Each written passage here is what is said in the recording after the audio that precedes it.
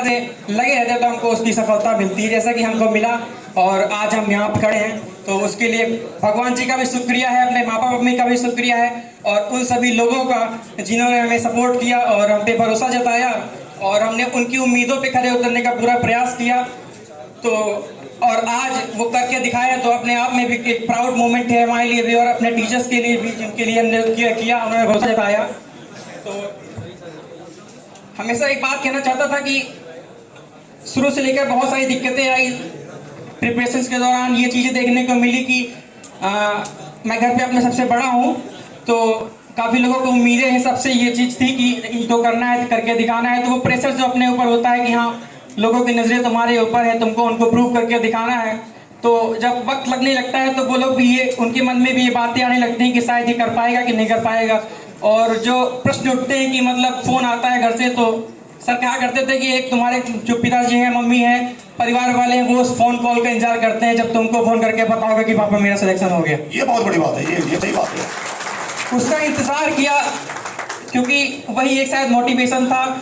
शुरुआत में जब एक बार की बात है, पापा कहा करते थे कि अगर तुम कांस्टेबल ही हो गए तो मैं अपने आप में दरोगा हो जाऊंगा। क्या बात है, क्या बात है, बहुत बड़ी बात, बहुत बड़ी बात। तो ये बातें, मोटिवेशन तो शायद मिलता रहता है छोटी छोटी बातों से, बड़ी बड़ी बातों से, लेकिन मेरा मोटिवेशन सिर्फ और सिर्फ मेरे पापा मम्मी की बातें रही। क्योंकि वो मोटिवेशन जो हम लोग वीडियो से सुनते हैं, वो चीज़ें देखते हैं, वो कुछ दिन तक के लिए होता है, लेकिन वो बातें जो सुनने मिली तुम्हें तुम्हारे पापा से, तुम्हारी मम्मी से, वो अगर तुम्हारे जहन में रह गई तो शायद तुमको कोई कितनी भी कठिन मुश्किलें हो उसको तुम पार करके चले जाओगे। और वही मेरे साथ हुआ, मैंने उन बातों को याद रखा।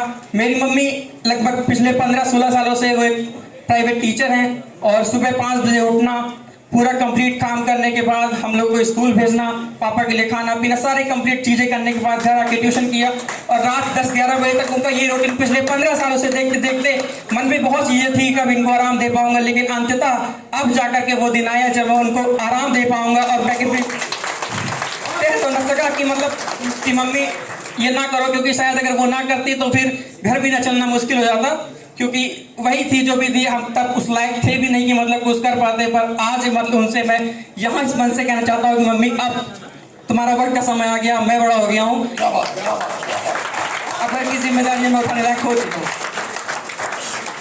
और एक स्पेशल थैंक कहना चाहूँगा उस इंसान को भी, उस शख्स को भी जिसको मैं डोरेमोन कहता हूँ। थैंक यू डोरेमोन, तुम भी मेरी एक प्रेरणा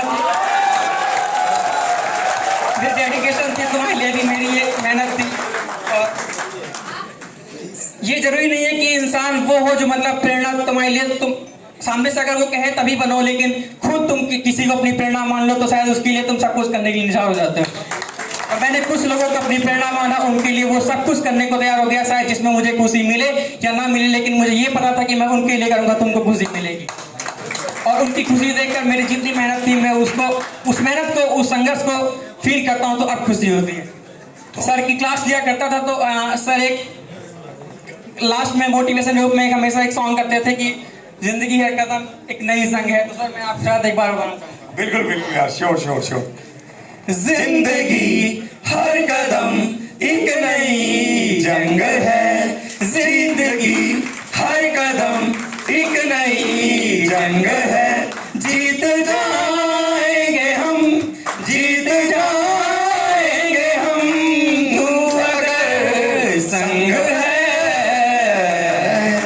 जिंदगी हर कदम एक नई जंग है, जिंदगी हर कदम एक नई जंग है। सबसे बड़ी बात ये है यार, पूरी कहानी में एक पार्ट बहुत इंटरेस्टिंग आया, 2 पार्ट आए।